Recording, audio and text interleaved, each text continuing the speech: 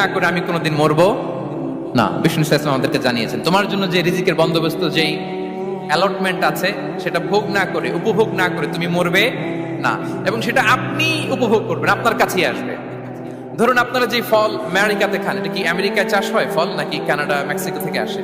এখানেই হয়, আবার বাইরে থেকেও আসে। লেটস সে আপনি যেই অ্যাপেলটা দিয়ে আজকে ব্রেকফাস্ট করলেন, যে অ্যাপেলটা আপনি খেলেন, এটা মেক্সিকো থেকে এসেছে।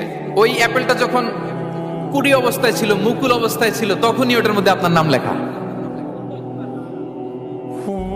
এর মধ্যে কত পাখি এসে ওই গাছে বসেছে, কত মুকুল নষ্ট করেছে, ওইটা নষ্ট করে নাই, কারণ ওইটা আপনি খাবেন।